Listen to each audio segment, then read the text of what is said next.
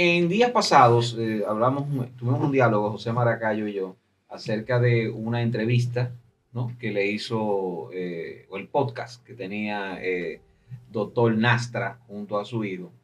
Y ya habían pasado, ¿no?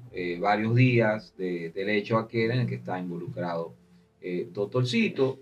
Y hablábamos sobre, óyeme, este chico está normal, el chico está como que nada le está pasando, de hecho uno se quedó mirando esto y de repente tú sabes que ya como uno ha visto cine, tú ves de repente ciertos cambios, ciertos gestos, ciertas miradas que tú dices, espera un momento, aquí hay algo, aquí hay un quiebre, aquí hay algo que este chico ha dejado de decir y por ahí se puede colar, ¿no? Quizás cierto, no sé si arrepentimiento, pero cierta grieta, por así decirlo. Y de Doctorcito no vimos nada. De hecho, algunos comentarios de nuestros amables telespectadores, pues hubo uno que dijo, bueno, lo que ustedes plantearon está interesante, pero no son expertos en conducta, no son psicólogos, y que le gustaría profundizar sobre eso. Yo incluso le contesté, bueno, vamos a tener a alguien.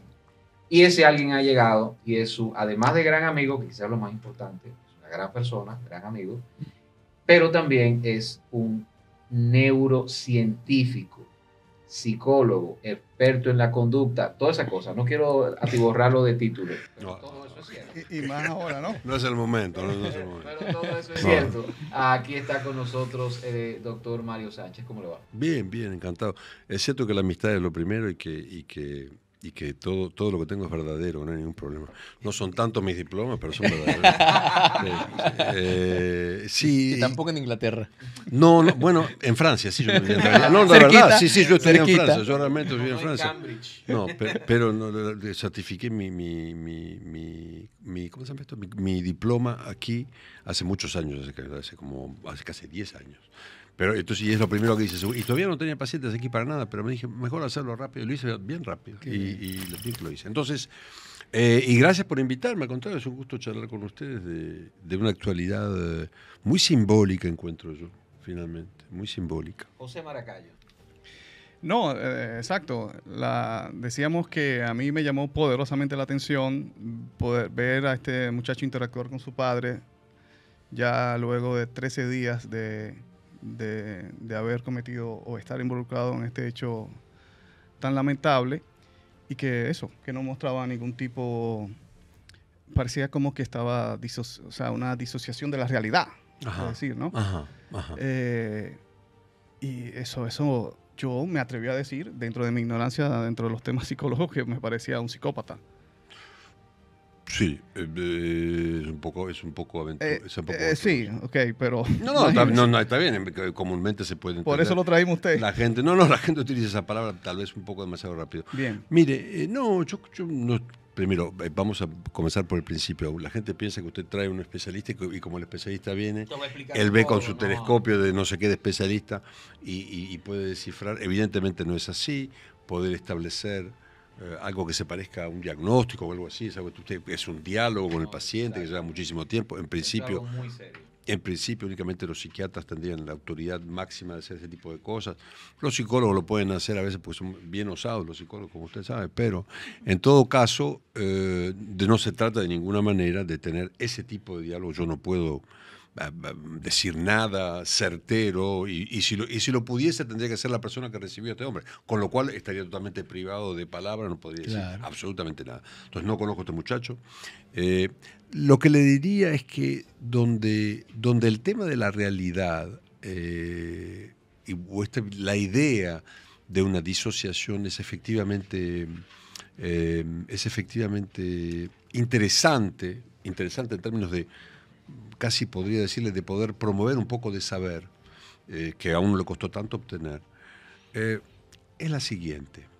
Cuando la gente me dice mi hijo se porta mal o mi hijo es un haragán, sobre niñitos que han cometido cosas mucho menos complejas que esto, que es pegarle al otro en una clase, no estudiar, responder feo, tener una cierta impulsividad que se llama en mi oficio. El niño que es impulsivo, que no puede frenarse, que no tiene filtro.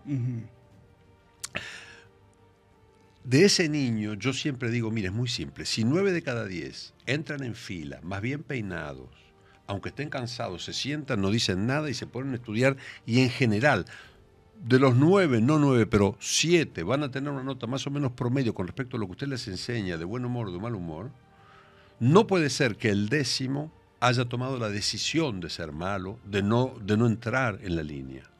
El que no entra en la línea y que no se porta bien es porque no logra portarse bien. Los 9 que se portan bien no están decidiendo portarse bien, se portan bien porque ese es el cauce de la humanidad. Usted agarra a un niño, lo viste, le pone una vaina, le da una cartera, lo manda para la escuela y el tipo va y obedece y no responde y tiene una conciencia moral que hace que se porta bien, que no le dice a la maestra que si lo agarran con algo y lo mandan donde el director, el tipo siente que se le va a caer el mundo encima. Entonces, si un muchachito, aún de esta edad, comete actos tan inverosímiles, increíblemente locos, porque este tipo, al cabo, si uno lo resume, el padre le está ahorrando lo que el padre tuvo que vivir, de vivir una miseria, claro, ¿no? Y este iría a apostar estúpidamente todo eso en una tontería loca que puede terminar como terminó. Entonces, ahí viene la primera parte es, los que se portan mal porque no se pueden portar bien y no porque no quieren portarse bien, aunque ellos mismos no lo entiendan. El tipo que toma droga porque necesita tomar droga para aliviarse, no porque se divierte tomando droga.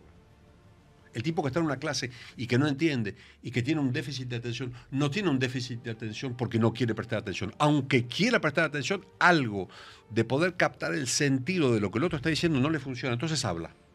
Y habla de más y hace ruido y se convierte en un sujeto impulsivo, entre otras cosas. ¿Voy siendo claro? Sí. Bien.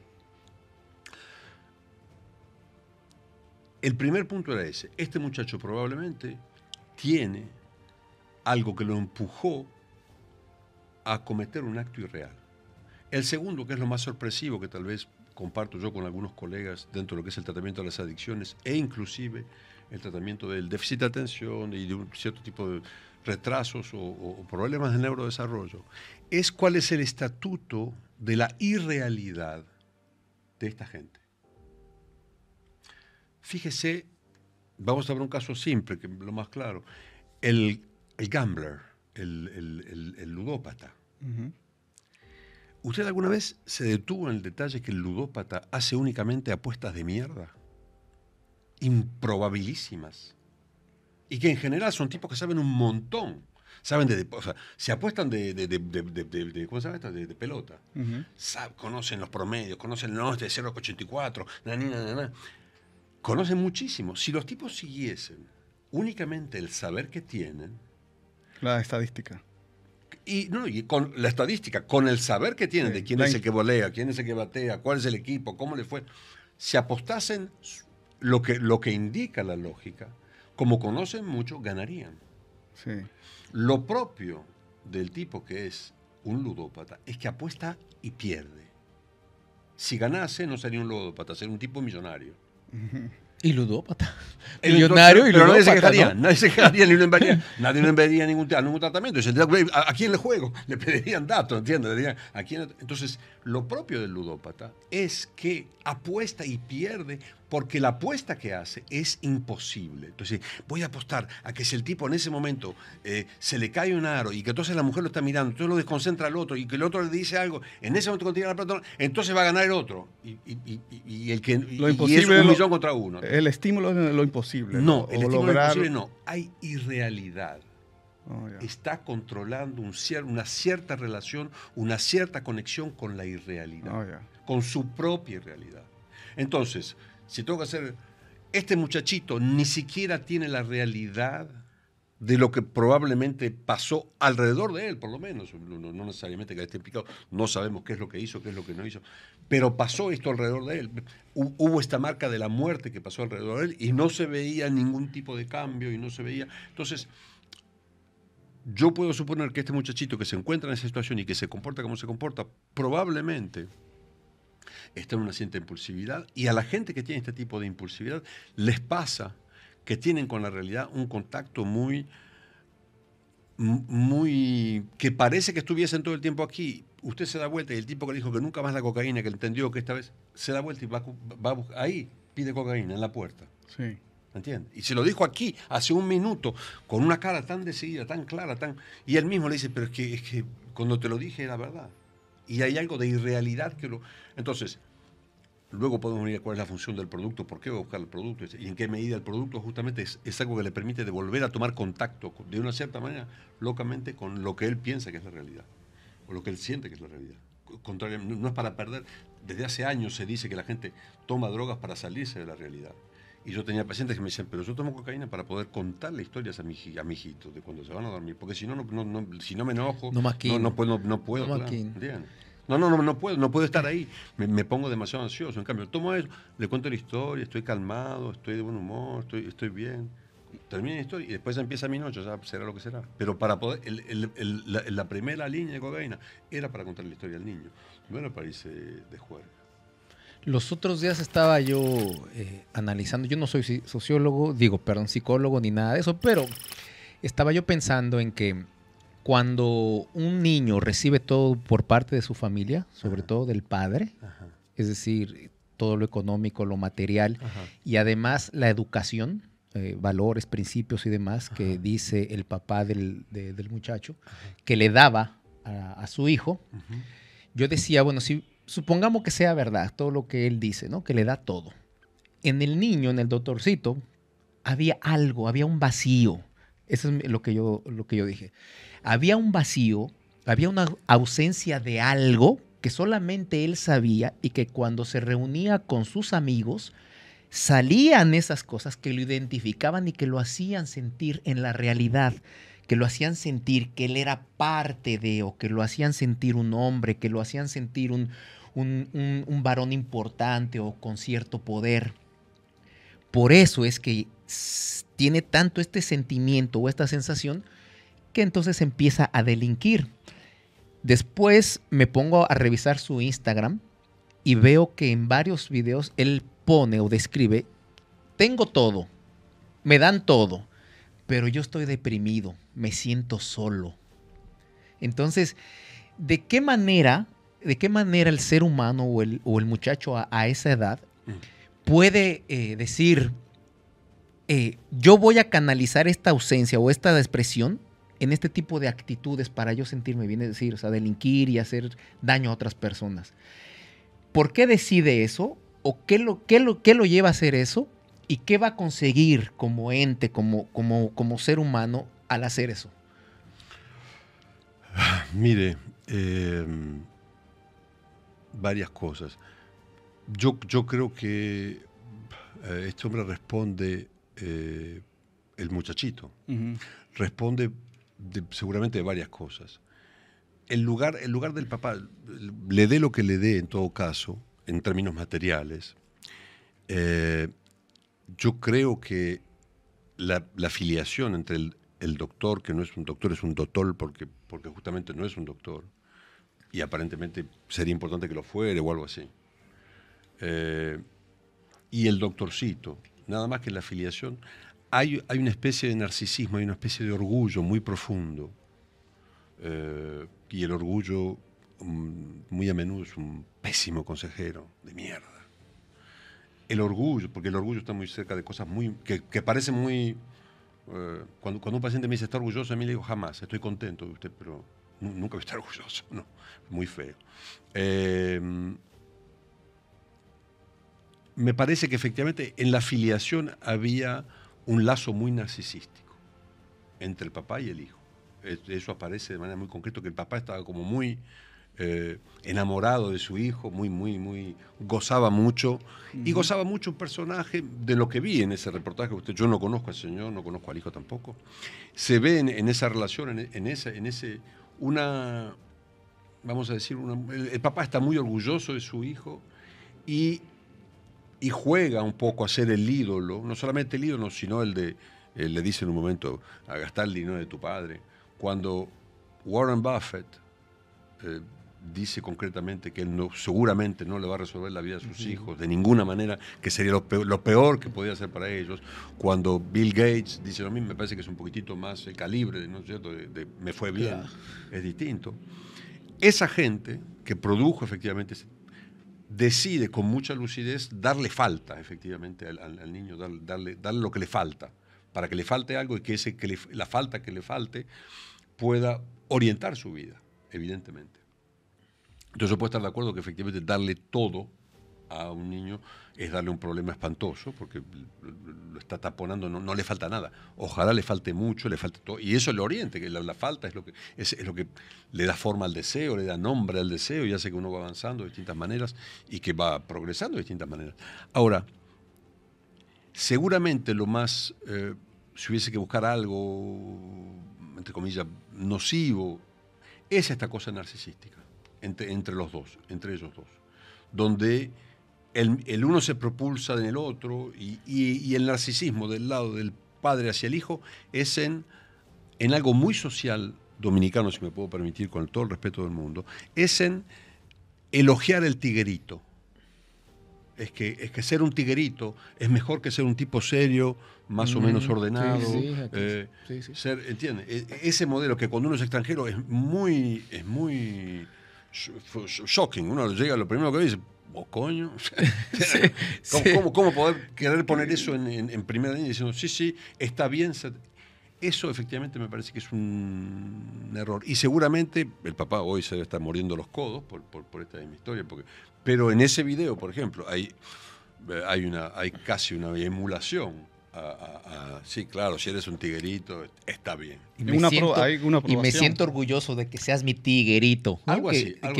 Como el Rey León, cuando en la película va y muestra a su hijo y vean, este es el heredero, este es el que va a tomar la batuta mía. Sí. ¿No? Eso a mí me acuerda. Yo siempre hago una reflexión porque me da un poco como de risa esto. Por ejemplo, mi abuela se quejaba de una forma muy particular de mi abuelo. Mi abuelo ya fallecido. Y hacía sus cuentos de que mi abuelo era muy mujeriego.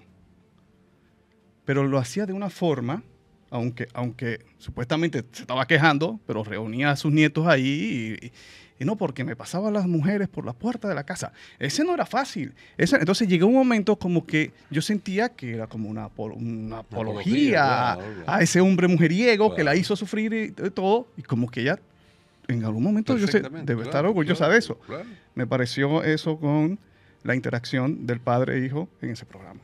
Sí, en todo caso, es que yo le diría, cuidado, porque él está reclamando. Pero entendamos, sal de la calle. No es este padre con este hijo como si fuera una cosa muy aislada. Esto aquí no es común. Yo le voy a explicar. Cuando uno viene como extranjero y usted llega aquí y quiere hacer un contrato con una empresa, y me pasó a mí con una empresa muy conocida que no voy a nombrar por mil razones,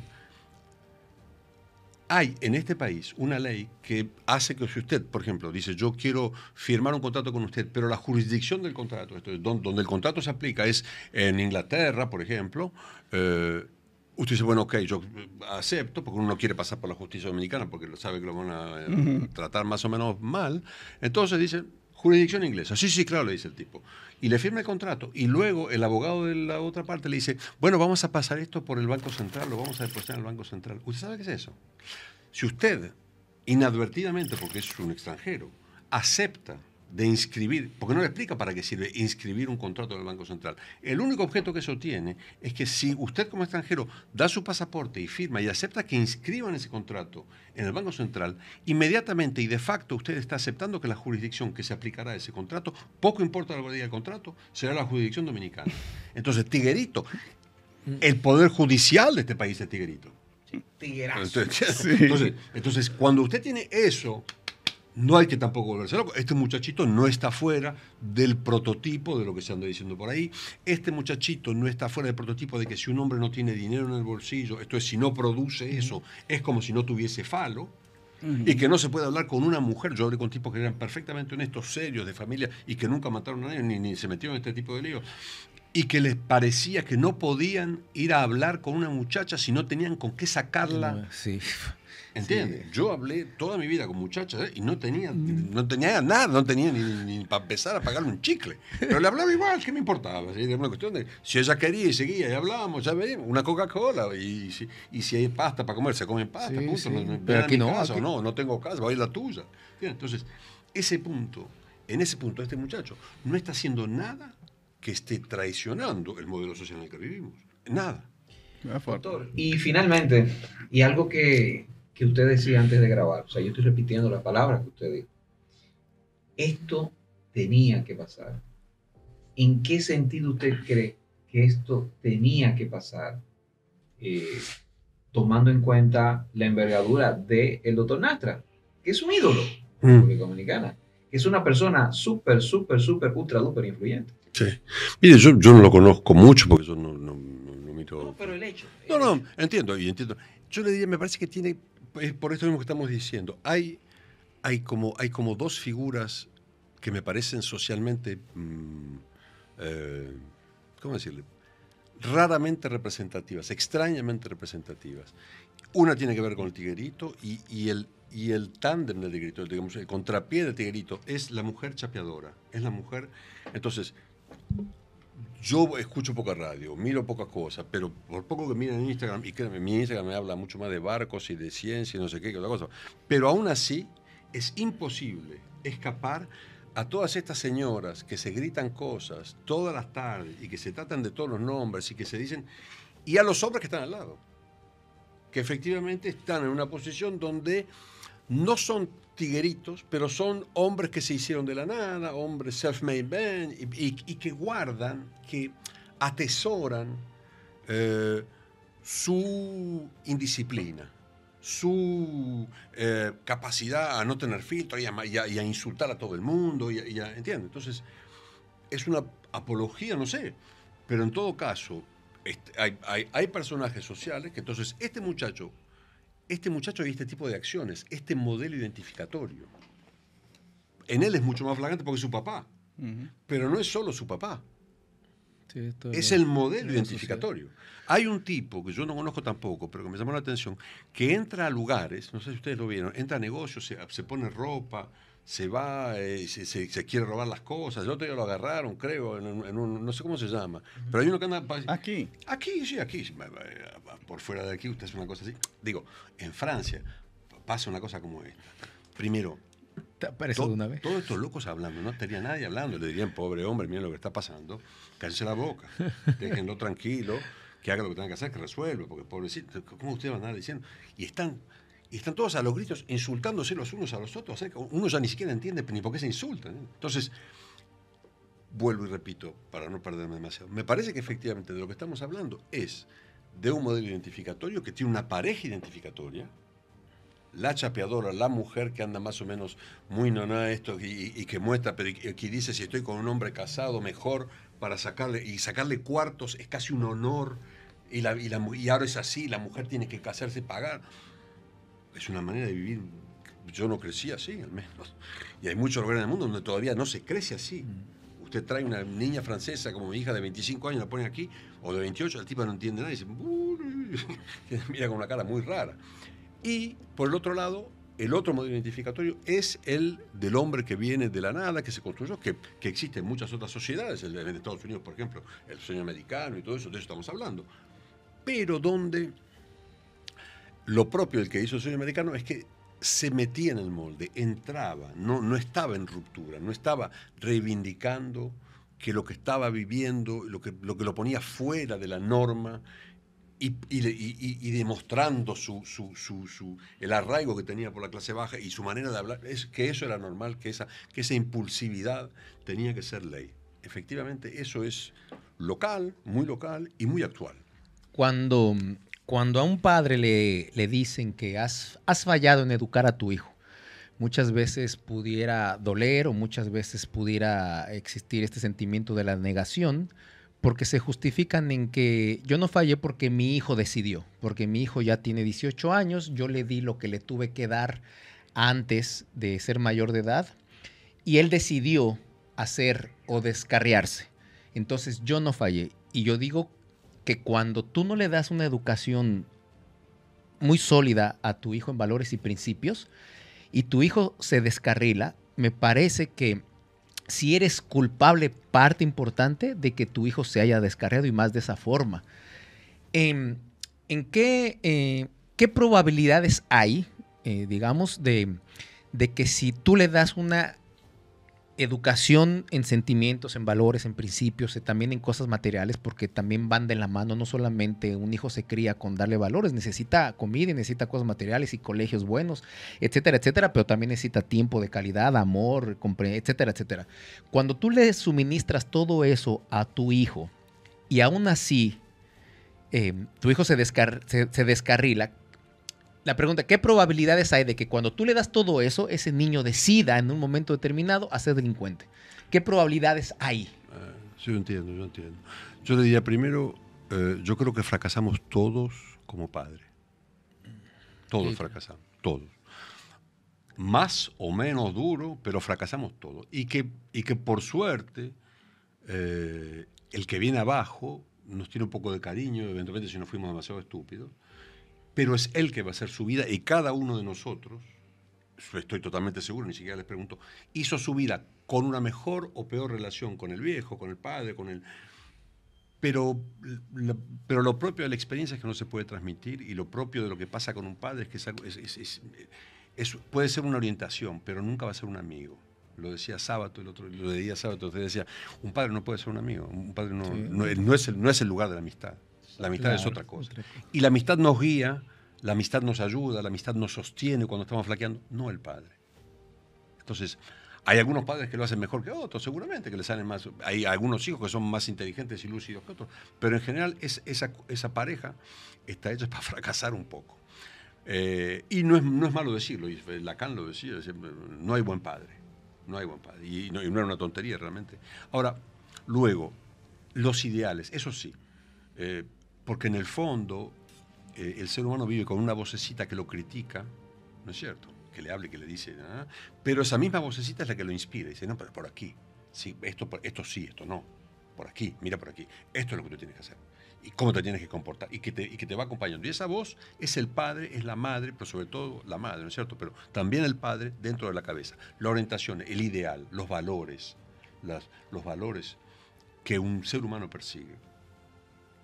Yo soy de aquellos que piensan que la Victoria está llena de gente, la Victoria, la cárcel. Está llena de gente que no pudo hacer de otra manera y no de gente que decidió. Que no pudo. Que no pudo hacer de otra manera. Yo trabajo con gente que tiene disfunciones ejecutivas más o menos importantes, yo trabajo con gente que tiene déficit de atención, yo trabajo con gente que tiene problemas de neurodesarrollo, trabajé muchos años con psicoanálisis también, evidentemente en el francés, argentino, lacaniano, viviendo en París. Si no era psicoanalista me moría. Pero al cabo de muchos años de trabajar desde el punto de vista más psicodinámico, yo me he dado cuenta que la gente que está en la Victoria no necesariamente tiene un problema de que el papá no le dijo o no. Esa gente tiene en general una disfunción ejecutiva que hace que efectivamente la impulsividad es lo que es, que en la clase de matemática le iba espantosamente mal, que cuando quería entender en el colegio no entendía ni la mitad de lo que le estaban diciendo, y que poco a poco fue encontrando que la realidad se le iba cerrando. Y que para funcionar de todas maneras tenía que funcionar de todas maneras, y eventualmente contaba el empujón de hacer dinero de cualquier manera, eventualmente, y a veces de manera muy cualquiera. Pero, quiero decir con esto, me parece que, como decía al principio, si de cada 10 niños que entran a la escuela, 9 entran automáticamente por el buen camino y 1 o 2 de 10 van a crear un problema. Esos 8 no tienen una relación ideal necesariamente con el padre, pero si la cosa sigue el cauce, porque al final la realidad está prevista para que siga el cauce. Los créditos de banco, como le compró el carrito, todo eso sigue solo. El que se va es porque no puede estar dentro. Eso, desgraciadamente, en eso tengo... El que sale, el que se descarrila es porque no pudo estar dentro. Sí, es bueno que usted diga eso porque se ha querido como reducir el asunto en que, bueno, fue su decisión. Eso 18 años, fue su decisión hacer eso. Es ridículo, sí. Evidentemente. Eso es descargar incluso. Él diciéndolo en el video que grabó recientemente, el corte que grabó para su canal, está también descargándose. Él habla que es responsable de su hijo, pero también se descarga. Sí, fue su decisión. Es una cosa complicadísima. Bueno, señores, esta es la quinta pata. Mario Herrera, Fernando González, José Maracayo, Edwin Cruz, hoy con nuestro querido amigo, el doctor neurocientífico Mario Sánchez. Gracias. Un placer, al contrario.